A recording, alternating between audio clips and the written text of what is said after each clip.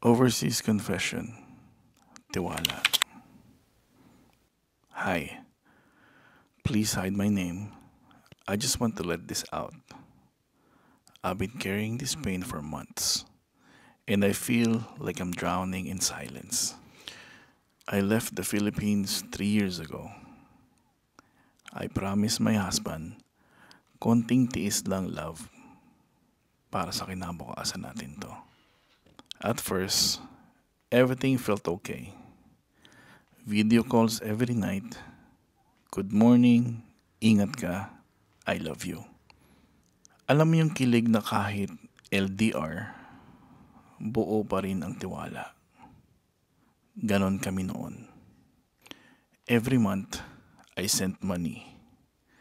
For him, for our child, for the small sari-sari store I help him build. Lahat yun para hindi na niya kailangan magtrabaho ng mabigat. Sabi ko pa, basta alagaan mo lang si baby. But one day, may nag-message sa akin.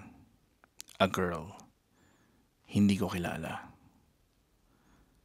Ang sabi, Hi, sorry, buntis ako. At yung asawa mo pa ang ama. Akala ko prank. Akala ko joke lang ng kapitbahay. But when she sent a picture, siya nga. Siya nga talaga. Yung asawa kong pinangakuan kong babalikan. Yung lalaking sinusuportahan ko buwan-buwan. Siya yung nasa tabi ko nung buntis ako. Sobrang sakit. Literal na parang gumuho lahat. That night, I went to work pretending I was okay. Habang nag-aalaga ako ng matandang alaga ko, sa loob-loob ko, gusto ko lang umiyak. Pero hindi pwede. Kasi kailangan kong maging matatag. Kailangan kong kumita. I confronted him. Umiyak siya. Ang sinabi lang niya, sorry, nagkamali lang ako. Sabi ko, nagkamali? O sadyang kinalimutan mo na may asawa ka? Hindi ko alam kung anong mas masakit.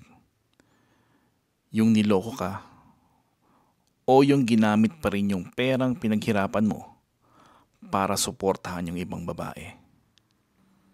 I wanted to go home. Pero paano? Hindi pa bayad ang utang ko sa agency. Hindi pa tapos ang kontrata ko. At may anak pa akong kailangan kong buhayin. So I stayed. Nagtatrabaho pa rin ako. Tahimik. Walang alam ang mga kasama ko.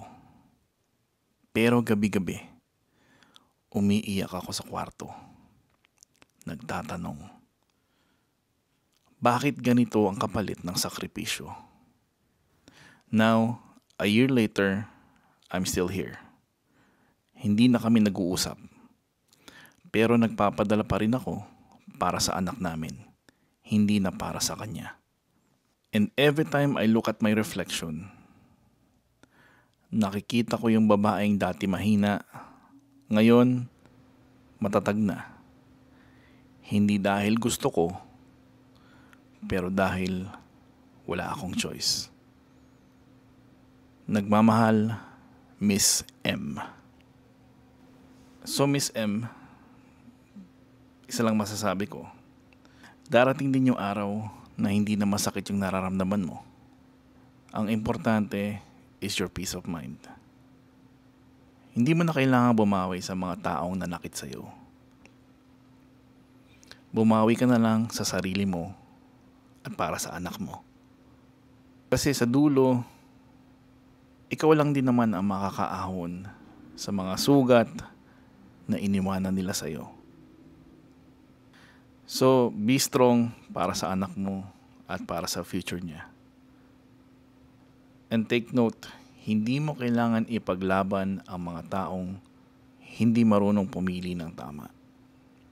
Kaya ipaglaban mo yung sarili mong peace of mind. Kaya thank you for sending this confession and hopefully okay ka. And ang importante, like I said, is your peace of mind. Lahat tayo may kwento, pero minsan hindi natin kayang sabihin ng diretso. Kaya dito sa Overseas Confessions, no names, just pure emotions. Kaya mabuhay ka at mabuhay kayong lahat. Ayos.